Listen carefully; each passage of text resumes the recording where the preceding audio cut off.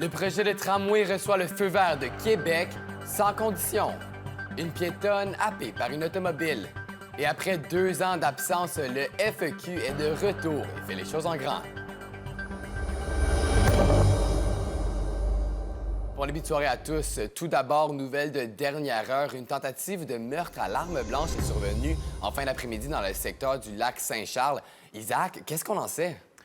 Les policiers qui ont été appelés à intervenir aux alentours de 16 h ce soir sur la rue Thibodaux. À leur arrivée sur les lieux, les policiers ont fait la découverte d'un homme de 60 ans, un homme là, qui avait subi plusieurs blessures graves. L'on dit qu'il serait présentement entre la vie et la mort. L'on nous dit que la victime là, aurait été frappée à plusieurs fois par un homme qui aurait un comportement là, quelque peu désorganisé et qui utilisait un objet contendant. L'homme a bien sûr été mis en état d'arrestation. La présumée personne qui aurait donné les coups là, est décrite par les témoins comme un homme dans la trentaine. Selon ces mêmes témoins, l'homme frappait sur des véhicules. C'est à ce moment que des voisins sont intervenus et la victime serait l'un de ces derniers. La police ne peut confirmer à l'instant le lien entre l'homme de la trentaine ainsi que la victime pour le moment. Les résidents du secteur qui, bien sûr, sont sous le choc, l'ont décrit le quartier comme un endroit qui est paisible et donc avec une enquête là, qui est présentement en cours sur le terrain, ainsi qu'un important poste de commandement et d'une zone, un périmètre de sécurité sur les lieux. On s'attend là, à avoir des développements dans le dossier dans les heures qui suivent. On va devoir suivre la situation de près. Merci, Isaac. Et dans le secteur de Saint-Roch, une piétonne a été happée par un véhicule. L'incident s'est produit vers 15h30 sur la rue Saint-Joseph-Est, près de l'intersection de la rue Monseigneur-Gauvreau. Les blessures de la dame sont très graves et elle a été transportée au centre de soins le plus près. Elle lutte présentement pour sa vie, mais les autorités avaient très peu de détails à donner sur la situation. Revirement de situation dans le projet du tramway de Québec. Le gouvernement donne son feu vert au projet sans condition après avoir semé le doute au cours des derniers jours. Rosalie, plus question d'imposer l'acceptabilité sociale comme condition.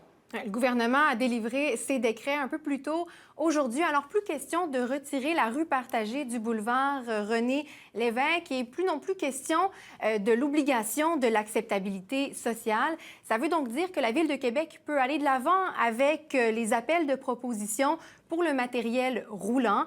Le ministre des Transports qui a dit aujourd'hui qu'il revient au maire de Québec d'améliorer l'adhésion au projet auprès des citoyens. Le gouvernement provincial qui accorde aussi une enveloppe de 124 millions de dollars pour justement entamer ces travaux préparatoires. Et Québec invite aussi le gouvernement fédéral à confirmer par écrit son engagement financier dans ce projet. Le maire de Québec, évidemment, a réagi aujourd'hui, s'est réjoui de cette annonce. Il a dit qu'il s'agissait d'une victoire pour, oui, les résidents, mais également pour les municipalités. Bruno Marchand qui a déploré à plusieurs reprises l'ingérence du gouvernement Legault dans ce dossier qui est municipal. Du côté de l'opposition, entre autres, là, il y a Transition Québec, évidemment, qui se réjouit de cette annonce aujourd'hui. Le parti dit qu'il va travailler en collaboration avec l'administration Marchand là, pour la suite dans le projet du tramway. Et Rosalie, le gouvernement a aussi rendu sa décision dans le dossier du nickel.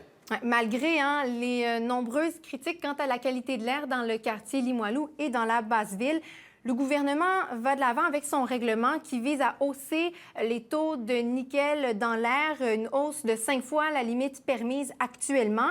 C'est une décision qui est prise malgré de nombreux avis, oui, défavorables de la part d'experts et aussi de scientifiques, mais aussi malgré une forte mobilisation citoyenne. Je vous rappelle aussi la Ville de Québec qui avait rejeté ce règlement-là du gouvernement il y a quelques semaines lors de comités pléniers. Alors, le dossier est revenu à l'Assemblée nationale aujourd'hui. Il y a Québec solidaire qui a vivement attaqué le gouvernement, qui a dit que la question de l'acceptabilité sociale, bien, ça doit être pris en compte, oui, pour le tramway, mais également dans le dossier du nickel. Transition Québec, de son côté, là, sa chef Jackie Smith, qui dit de son côté que le gouvernement a choisi de plaire au lobby du nickel plutôt qu'à la population.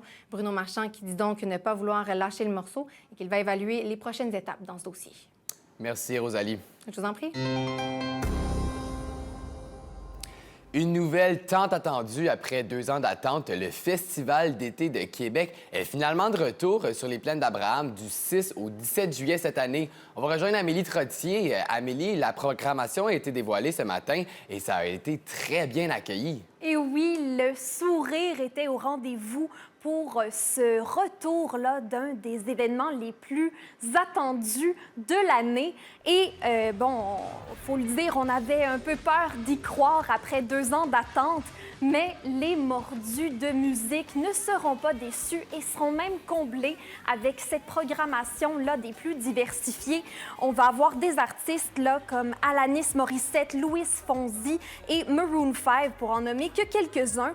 On a aussi une belle surprise en tête d'affiche là, le 16 juillet. C'est le groupe de rock américain Rage Against the Machine, qu'on n'a jamais vu là, dans la région de la capitale nationale et qui va faire un retour là, au Québec pour la première fois en 25 ans. Et parlant de première, le Festival d'été de Québec nous a préparé des nouveautés pour la reprise des festivités cette année. Et oui, dans le but de célébrer en grand le retour du FEC, on a une 12e journée de festival qui a été ajoutée là, aux 11 jours habituels de la programmation. Et c'est Charlotte Cardin qui a été choisie pour ouvrir les festivités le 6 juillet prochain. 3 des 12 soirs seront aussi consacrés exclusivement à des artistes québécois. Sur la scène principale, on peut s'attendre à voir des artistes comme Loud, Vincent Vallière et Ariane Moffat. Et une autre nouveauté cette année, le deuxième site du FEQ va être situé au Parc de la Francophonie, où 2 scènes seront installées directement sur la rue Jacques-Parizeau. Merci beaucoup, Amélie. On se retrouve un peu plus tard pour la météo. À bientôt. Mise au point du conflit en Ukraine au 42e jour de combat, la Russie continue de remobiliser ses troupes vers l'est du pays, dans la région du Donbass. Elles sont maintenant aux portes de Kramatorsk, la capitale de la région. Les autorités ukrainiennes implorent donc tous les civils qui sont toujours présents d'évacuer immédiatement la région, particulièrement après les scènes accablantes de tueries et de cadavres qui ont été découverts dans les villes de Boutchka, d'Irpin et maintenant de Borodjanka. Les États-Unis ont également étendu la portée de leurs sanctions économiques aujourd'hui aux 2 filles de Vladimir Poutine et aux 2 plus grandes banques russes. Politique chez nous maintenant, la ministre fédérale des Finances, Chrystia Freeland, est allée s'acheter de nouveaux souliers aujourd'hui, comme le veut la tradition, à la veille du dépôt du budget. Un budget à surveiller, notamment sur la question des dépenses militaires en raison du conflit en Ukraine. Le dossier de l'assurance dentaire est aussi à surveiller en raison de la nouvelle alliance entre les libéraux et le NPD. Et avec les taux d'inflation en constante croissance, le gouvernement Trudeau va-t-il annoncer de l'aide pour les Canadiens? Le dossier de la santé mentale pourrait aussi faire partie des priorités du gouvernement. L'an dernier, un investissement de près de 1 milliard de dollars avait été annoncé. Avec l'actualité des dernières semaines, 6e vague de COVID, guerre en Ukraine, inflation, est-ce que de nouveaux investissements sont nécessaires en santé mentale? J'en discute avec l'écrivain et conférencier Richard Langlois. Monsieur Langlois, bonjour. Bonsoir, Alexis. Monsieur Langlois, vous êtes impliqué dans le milieu communautaire. Est-ce qu'on a besoin de plus d'argent dans le milieu en ce moment? C'est sûr que la santé mentale, c'est l'enfant pauvre du système de santé. C'est évident qu'il y a des besoins. Il y a des besoins, il y a des besoins même dans le réseau public. On se retrouve avec des listes d'attente interminables. Le réseau communautaire est sous-financé. On a des employés qui ont des conditions de travail qui ont simplement pas d'allure. Je veux dire, c'est très en bas de ce qui est offert dans le réseau public. Alors, c'est complètement normal.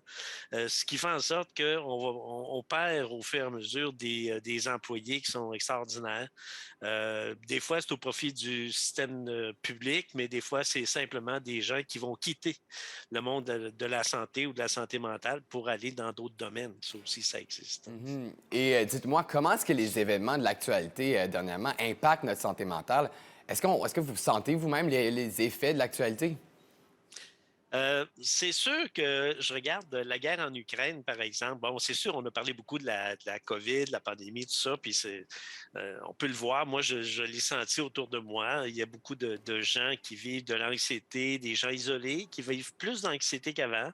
Par ailleurs, ça demeure quelque chose d'unique. Quand chaque personne le vit à sa façon, s'ils doivent le vivre. Moi, ça a été, moi, j'ai vécu un gros épisode de trouble bipolaire. Je l'ai vécu même un deuxième.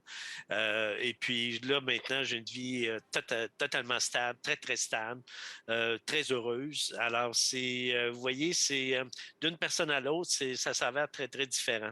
Ce que je trouve difficile par ailleurs, c'est un peu ce que vous venez de parler là, par exemple, du cas de la personne au lac Saint-Charles. C'est tristement, assez évident que c'est une personne qui était dérangée, qui a commis des actes. Et puis, souvent, il faut faire attention dans ce temps-là pour pas qu'on se mette à penser que toutes les personnes qui ont un problème de santé mentale ou qui ont eu un diagnostic sont des personnes dangereuses. C'est vraiment pas le cas. Non, absolument. Alors, il faut faire attention à ça. Absolument. Monsieur Langlois, vous êtes conférencier et écrivain. Vous serez également de passage au Salon du Livre de Québec cette fin de semaine. Merci beaucoup de votre temps. Merci beaucoup, Alexis. Et le Salon du Livre Week le dit qui a commencé aujourd'hui. Et ça faisait longtemps qu'on n'avait pas vu autant de monde. Et c'est surtout grâce aux sorties scolaires qui sont finalement de retour. Bon, c'est une super belle convention et c'est vraiment un bonheur pour tous et toutes qui ont pu enfin se promener dans les allées pour faire de nouvelles découvertes littéraires et pour renouer avec la lecture. On passe à la météo avec Amélie. Amélie, à quoi est-ce qu'on peut s'attendre? Bon, Alexis, on a profité de belles températures dans les derniers jours, mais à partir d'aujourd'hui, là, ça va quand même s'ennuager quelque peu pour la région de Québec, de Saint-Georges et de Montmagny. On peut s'attendre pour ce soir et puis cette nuit-là à des ennuagements, là, minimum de moins 1 degré, moins 6 degrés aussi. Pour demain, c'est un peu de précipitation. Là. Québec, Saint-Georges, Montmagny, on a de la pluie qui risque de se transformer en neige. On a aussi dans la région de Baie-Saint-Paul là, que de la neige et un peu plus haut vers Charlevoix, on peut s'attendre là à 20-30 cm de neige, mais il ne faut pas perdre espoir parce que le système va passer et on va passer à des températures un peu plus chaudes. Il va falloir attendre vendredi pour que le système se termine et avoir du plus beau temps là, à partir de samedi. À partir de samedi, là, c'est vraiment un très beau temps. Les températures vont augmenter à un beau 9 degrés. Alors, c'est à profiter.